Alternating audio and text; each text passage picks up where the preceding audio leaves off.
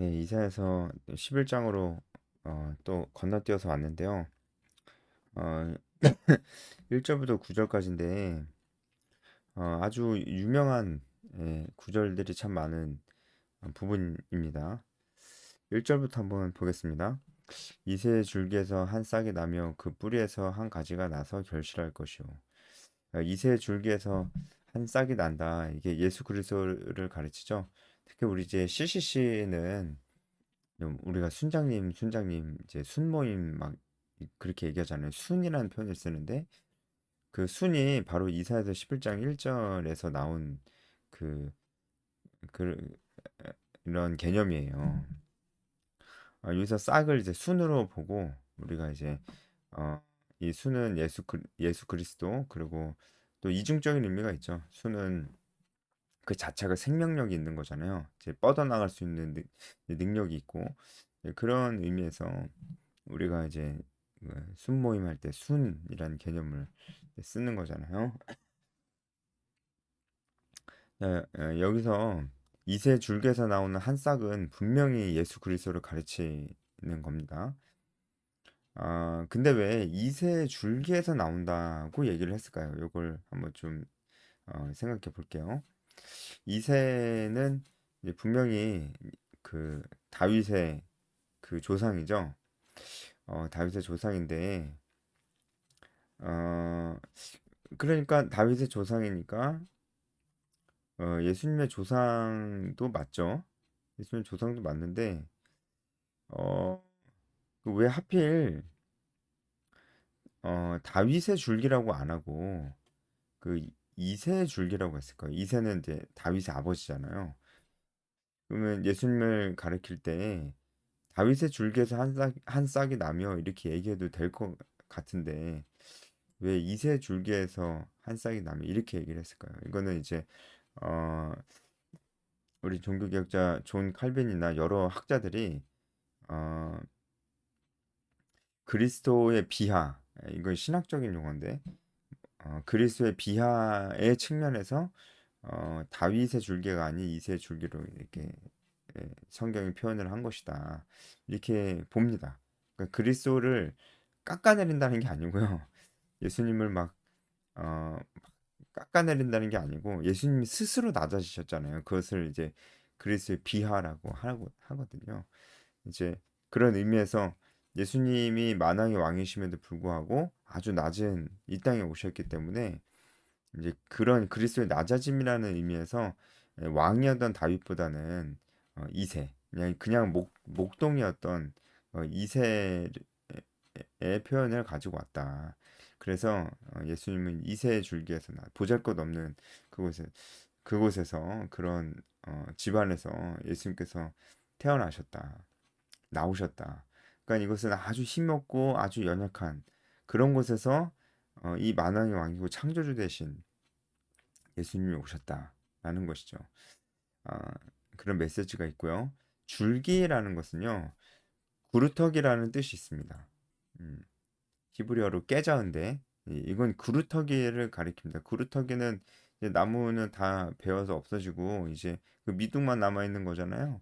그러니까 이것은 이제 이미 생명을 이제 잃어버린 물론 이제 구루터기 중에도 생명이 남아 있는 구루터기도 있지만 대부분은 생명의 기운을 이제 찾을 수가 없는 완전한 파멸, 멸망, 완전 소망이 없는 그런 상태를 나타냅니다. 그 소망이 없는 완전 파멸, 멸망, 그 황폐한 곳에서 싹이 난대요. 순이 돋아난대요, 거기서. 있을 수가 없는 일이죠. 어, 그런데 그 있을 수 없는 일이 일어났다라는 겁니다. 일어날 것이라는 거 이제 예언이니까 일어날 것이라는 겁니다. 이거는 어떤 걸 우리에게 얘기를 해줍니까? 구루터기는 누구겠어요? 우리입니다. 황폐하고 아무 희망이 없고 소망이 없고 정말 인간이라는 존재가 그래요. 소망이 없고 어, 아무 소망이 없습니다. 전적인 부패. 지금 이사야서에서 계속 나오잖아요. 인간의 전적인 부패. 이사야서뿐만이 아니고 떤 선지서, 그러니까 성경 전체를 우리가 본다면 인간의 전적인 부패에 대해서는 너무나 자주 등장하는 표현이고 우리가 깊이 묵상할 수밖에 없는 것입니다. 인간은 전적으로 부패했어요. 어느 정도로 이 성경의 표현으로 구루터기처럼 완전히 황폐하고 멸망하고 이제 생명의 기운을 찾을 수 없는 소망이라고는 찾아볼 수 없는 구루터기처럼 인간이라는 존재는 완전히 희망을 잃어버렸어요. 거기서 싹이 난다잖아요. 이건 하나님만이 하실 수 있는 일이고요. 완전히 죽음을 상징하는 이 구루터기, 이 죽음에서 생명을 상징하는 싹, 이 순이 돋아나는 것이죠. 이건 하나님만이 하실 수 있는 것이고 은혜라고 하는 것이죠. 바로 그 자체가 그리스도입니다. 그리스도께서 이런 의미로 우리에게 오셨다는 겁니다. 벌써 뭐 1절 한 절만 묵상을 해도 묵상할 게 우리가 너무나 많고요. 그래서 사람은요 절대 교만해서는 안 됩니다. 우리가요, 그렇죠? 우리가 교만해서는 안 됩니다. 인간에게 소망이 없어요. 지금도 마찬가지입니다. 지금 더 없는 것 같아요, 소망이. 예수님이 분명히 역사 가운데 오셨고 역사 가운데 부활하시고 승천하셨는데 그리고 완성된 성경 66권이 하나님의 계시 말씀으로 완성된 성경이 우리에게 분명히 전해져 내려오고 있고 우리가 그것을 너무나 쉽게 구할 수 있고 볼 수 있는 시대가 지금인데 사람들이 보려고 하질 않아요. 알려고 하지 않습니다. 그리고 여전히 살아갑니다. 그 얼마나 지금이 어, 그런 예수님을 부정하고 믿지 않고 이 기록된 말씀도 믿지 않는 이 시대가 얼마나 악합니까? 이 구약에 나오는 어떤 시대보다 더 악합니다. 지금 그건 확실합니다. 지금 이 시대가 얼마나 악합니까? 그런데도 이 시대 가운데서 하나님께서 구루터기 만도 못한 이 시대 가운데서 하나님께서 우리를 택하셨어요. 우리도 그냥 어? 너무나 악한 이 세대 가운데 그냥 세대 가운데 수많은 사람 중 한 명이었잖아요. 그런데 하나님 우리를 택하여 주셨어요. 우리 이름을 불러 주셨어요. 이게 은혜죠. 이건 정말 이 은혜, 하나님을 믿는 이 신앙, 이 믿음은 우리 안에서 나온 것이 아니면 확실합니다. 그러니까 우리가 교만해서는 안 됩니다. 그냥 신앙을 무슨 인생의 옵션처럼 생각하고 주일에 교회 가면 다 되는 것처럼 생각하고 그렇게 살아갈 수 있겠어요? 예? 그게 어떻게 신앙입니까? 그거는 그냥 문화예요, 문화. 그렇게 살아가는 사람은요. 그냥 하나의 문화를 가지고 크리스찬 문화를 가지고 있는 사람이지 신앙을 갖고 있는 사람은 아닙니다. 신앙인은 아니에요. 예. 신앙인이라고 할 수 있나요? 뭘 믿는 신앙인이죠, 그러면? 진짜 이 말씀을 믿는 사람은 그렇게 살아갈 수가 있나요? 어? 대충, 대충이잖아요. 그 사람의 인생에 어느 정도 영향력이 있나요? 그 사람의 인생에 영향력이 없잖아요. 정말로 하나님의 말씀을 정말로 중요하게 하느냐라는 거예요. 중요하게 생각하면 좀 알려고 할 텐데, 너무나 알려고 하질 않아서 성경에 대해서 너무나 무지하고 무식하고 진짜 멍청이가 이로 말할 수가 없습니다. 성경에 대해서 멍청한 게. 이로 말할 수가 없습니다. 저도 뭐 그랬으니까 지금도 여전히 너무 모르는데 요즘 사람들은 진짜 너무 더 모르는 것 같아요. 너무나. 예. 오늘 너무 길어지는데 아, 빨리빨리 하겠습니다. 2절 그의 위에 여호와의 영 곧 지혜와 총명의 영이요 모략과 재능의 영이요 지식과 여호와를 경외하는 영이 강림하시니 이제 예수님 위에 이제 성령께서 강림하시는 거예요. 삼위일체 하나님의 사역이 함께 이루어지고 있다는 것을 얘기해 주고 있습니다. 그러니까 예수님이 이 땅에 오시면은 삼위일체 하나님께서 함께 일하신다는 거죠.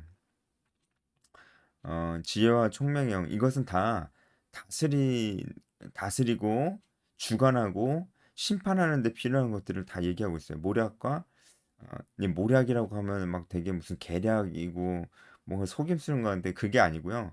이 지혜랑 거의 같은 말이다 이렇게 볼 수 있을 것 같고요. 재능이란 표현보다는 능력이란 표현이 더 원어와 가까운 표현인 것 같습니다. 그러니까 그런 모략과 능력의 영이고, 그러니까 뭔가를 주관하고 심판하실 분이 능력이 없으면 안 되잖아요. 그렇죠? 힘이 있어야죠. 그리고 여호와를 경외하는 예.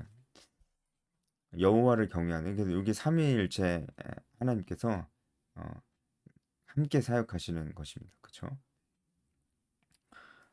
이 경외한다는 것은 순종하는 삶의 자세를 얘기합니다. 예수님께서 성부 하나님 앞에 온전히 순종하셨잖아요. 그래서 우리도 그래야 되겠죠? 그가 여호와를 경외함으로 즐거움을 삼을 것이며, 여기서 여호와를 경외함을 즐거움으로 삼는데요. 이거 하나만으로도 우리한테 주시는 메시지가 아주 클 것 같습니다. 예수님께서 이렇게 하셨다는 건데 우리도 이렇게 해야 됩니다. 하나님을 경외하는 것을 우리가 즐거움으로 삼아야 됩니다. 근데 이것을 원어적으로 표현을 보면은 조금 더 마음에 와닿습니다.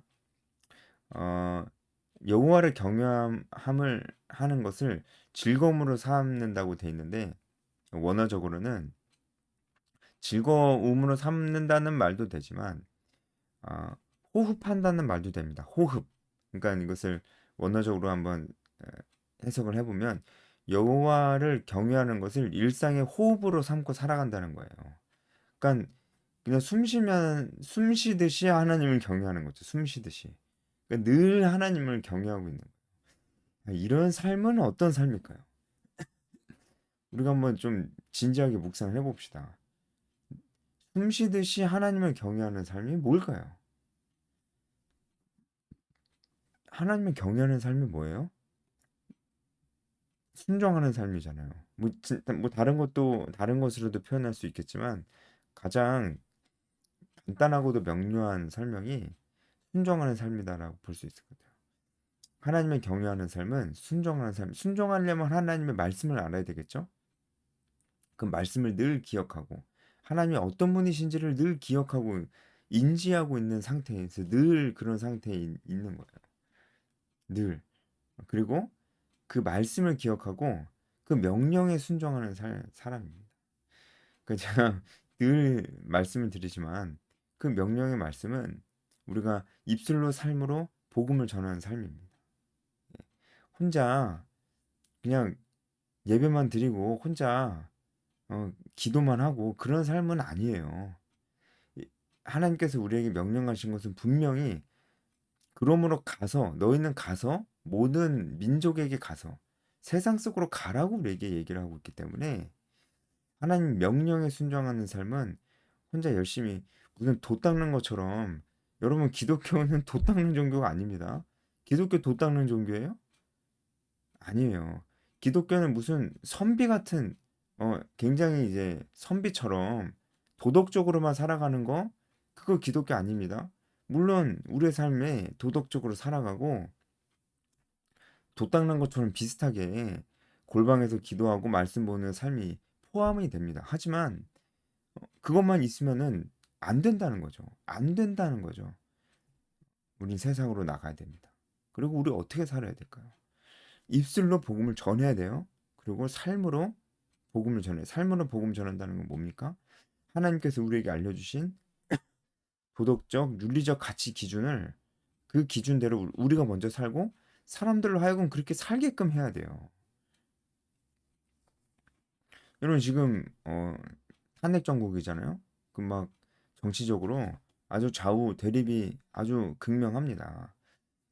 그러니까 우리가 어떤 편에서든 우리는 어떤 사람을 굉장히 어떤 사람을 의지하며 지지하는 것은 크리스천이 가져야 될 올바른 정치적인 태도는 아니라고 생각합니다.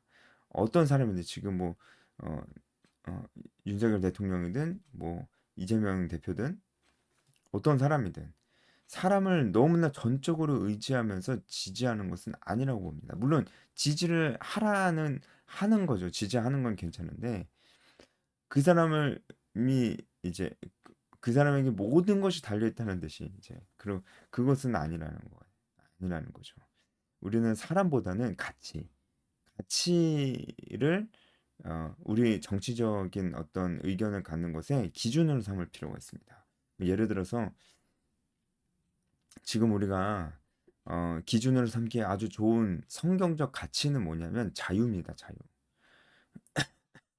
여러분 자유가 굉장히 중요합니다. 왜냐면 어, 이것은 여러분 이제 우리 헌법의 역사와, 그러니까 근데 이 국가의 의미, 국가 형성의 어떤 여러분 그런 과정들을 좀 알 필요가 있는데 여러분 헌법에서 명시하고 있는 이 자유는 분명히 인간의 존엄성에서 나온 겁니다. 인간은 존엄하다. 이 인간의 존엄성은 어디서 왔냐면 성경에서 왔습니다. 사실 성경 말고는 인간이 존엄하다고 얘기할 수 있는 어떤 종교나 이데올로기나 철학적인 어떤 것도 없습니다. 인간의 존엄성을 어, 주장하고 가르치는 어떤 종교나 철학도 없다는 겁니다. 오직 성경만이 인간의 존엄성을 얘기하고 있다는 것입니다. 잘 생각해 보세요. 제 말이 무슨 말인지 이해 가실 겁니다. 그러니까 인간의 존엄성을 기초로 한 자유. 이것은 우리가 지켜나가야 될 가치라는 거죠. 그러면 이제 이 자유라는 가치를 어, 정책상으로 또 정치인으로서 이 땅에 구현해 나가려고 하는 그런 정치인들에게 우리가 힘을 실어주는 것. 이것이 우리가 크리스천으로서 가져야 될 정치적인 자세고요. 우리가 그렇게 해야 되는 이유는 바로 우리가 하나님께서 우리에게 알려주신 도덕적, 윤리적 가치 기준들을 이 땅에 구현해 나가기를 원하기 때문입니다. 그것이 여호와를 경외하는 삶이기 때문이죠. 죄송합니다. 제가 말이 너무 길어지는데. 네. 아, 그런 얘기를 좀 드리겠습니다. 근데 너무 중요한 얘기예요. 네. 우리가 호흡하듯이 하나님을 경외해야 된다. 너무나 중요한 말입니다. 그리고 그리스도께서 심판하시는 내용들이 이제 여기서부터 쭉 나오는데, 그러니까 예수님은 분명히 심판의 의미로 이 땅에 오셨어요. 심판자로서 이 땅에 오신 것입니다. 구속자로서 우리를 구원하시기 위해서 오셨지만 심판자로서 오신 것도 사실입니다. 전부 다 그 밑에 내용들이 다 심판자로서의 그리스도의 모습에 대해서 보여주고 있기 때문입니다. 눈에 보이는 대로 심판하지 않으시고 귀에 들리는 대로 판단하지 않으신다는 얘기는 여기서 심판과 판단 전부 다 법적인 용어가 쓰였어요. 이게 원어로 봐도 이것은 법적인 용어로 쓰였습니다. 법적인 용어. 그러니까 정말 그리스도께서 법적으로 이 땅을 심판하러 오셨다는 거잖아요.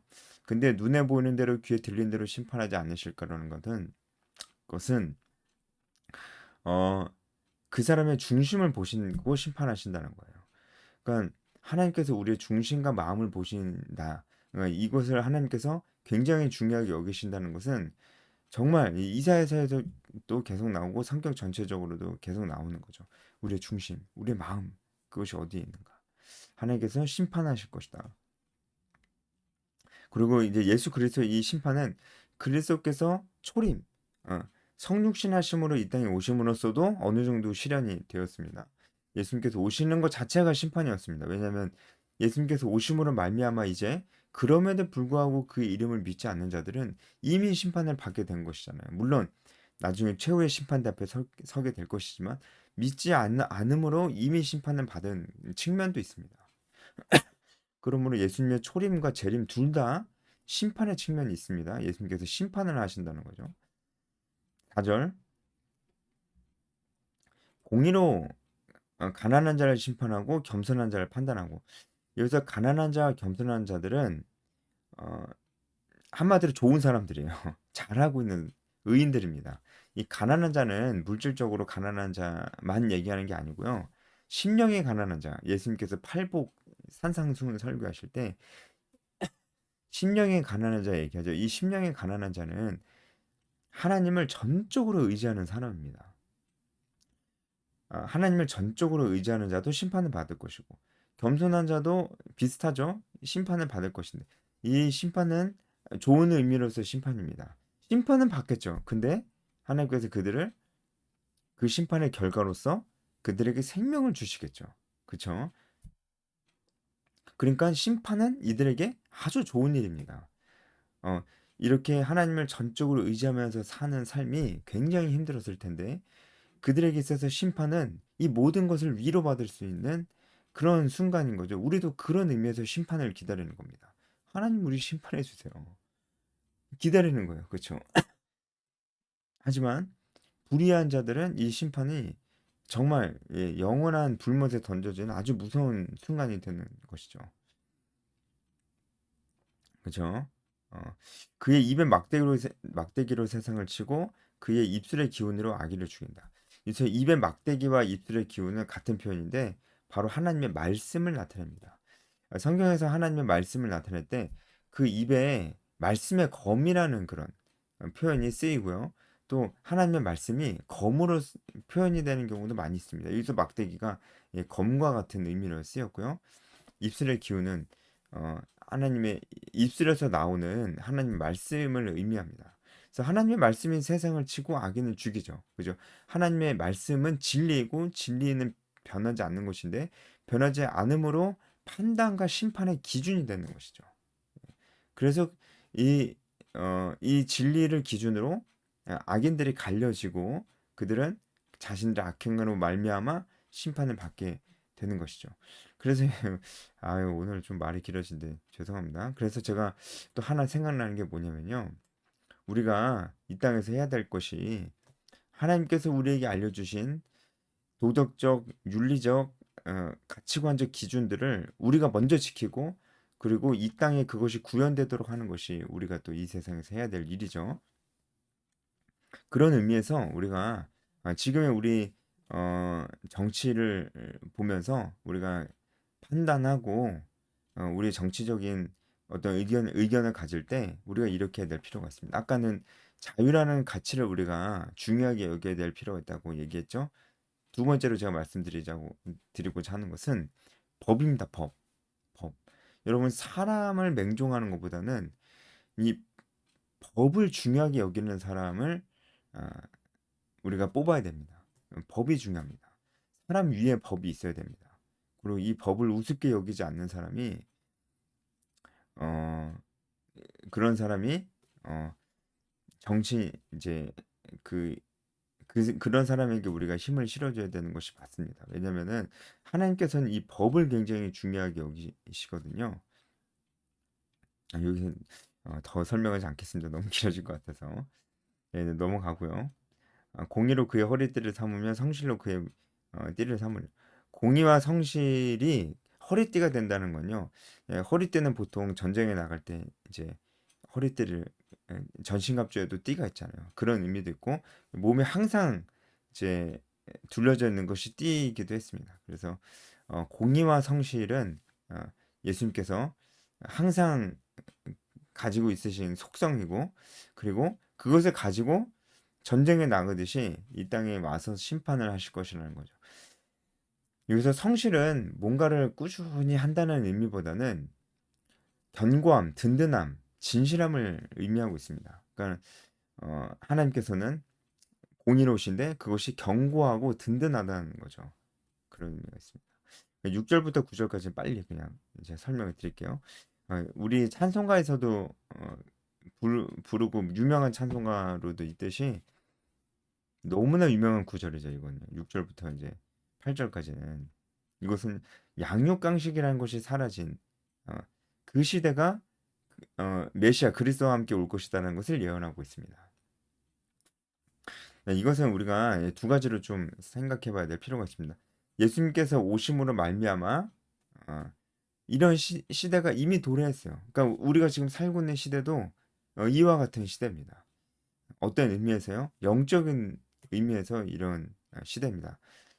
뭐냐면 우리가 아직 죽지 않고 지금 천국에 있지 않고 이 세상에 있으면서도 우리가 천국의 기쁨을 누릴 수 있어요. 그러니까 이 시대는 지금 6, 7, 8절은 천국의 모습이거든요. 어, 우리가 이 땅에서도 천국의 기쁨을 누릴 수 있다는 걸 알아야 됩니다. 하지만 동시에 우리는 이 기쁨이 결국은 예수님 재림하시고 이 땅에 임할 새하늘과 새 땅, 우리가 죽어서 갈 그 낙원, 천국에서 누릴 기쁨이라는 것도 동시에 알아야 됩니다.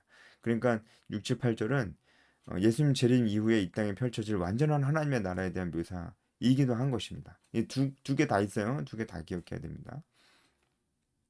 양육강식이 사라진 그런 나라가 하나님 나라라고 하는 거잖아요. 이것은 그냥 양육강식이 사라졌다 단순하게 이렇게 보기보다는 이 양육강식이라는 것이 언제 생겼어요? 인간의 죄와 함께 인간 세상 안에 이 피조 세계 안에 들어왔어요. 양육강식이라는 것이. 근데 그것이 없어졌다는 것은 죄로 인해서 들어온 모든 것들이 이제는 없어졌다는 거예요. 그렇게 봐야 됩니다.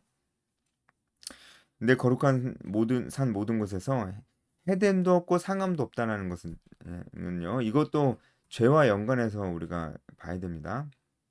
해됨도 없다는 것은 사악한 행동이 없다는 것이고요. 상함이 없다는 것은요.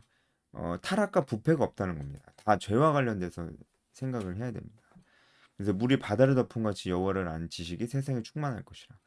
여기서 물이 바다를 덮은 같이라고 얘기할 때 이것은 분명히 노아 시대의 대홍수를 가리켜서 얘기하는 것이 분명합니다. 왜냐면은 이제 같은 표현이 창세기 7장 20절에도 쓰였거든요. 노아의 홍수 사건 있을 때도 이 같은 표현이 쓰였습니다. 똑같은 표현이 쓰였습니다. 그래서 그때 물이 온 세상을 덮었잖아요. 그것처럼 여호와를 아는 지식이 온 세상에 충만할 그때가 올 것이다라는 거죠. 그때는 분명히 어, 예수 그리스도께서 재림하신 이유가 될 것입니다. 그렇죠? 여호와를 아는 지식. 여기서 지식이라고 할 때는요. 그냥 뭐 성경을 조금 알아. 뭐 성경에 나오는 어떤 것들을 알아. 어, 단순히 그게 아니고요. 경험적으로 아는 것입니다. 경험적으로 알고 온전히 아는 것입니다. 그러니까 지금 이 시대엔 그 성경이 하나님 말씀이 아니라고 인간이 편집한 것이라고 막 하면서 어, 창세기 하나님의 창조의 이야기와 홍수의 이야기 등 초자연적인 그런 예수님의 기적 같은 것들, 초자연적인 것들을 없애려고 하는 시도들이 있고 아주 그 유명한 그런 목사님들 중에도 이제 자꾸 그런 얘기를 하면서 진화론을 받아들이려고 하는 그런 사람들이 있습니다. 그런 사람들이 알고 있는 성경적 지식은 여기서 여호와를 아는 지식과는 전혀 다른 지식입니다. 그들이 가지고 있는 지식은 하나님을 경험적으로 아는 지식이 아니고요. 자기 안에서 생성된 지식이라고 볼 수가 있습니다. 네, 오늘 여기까지 하겠습니다.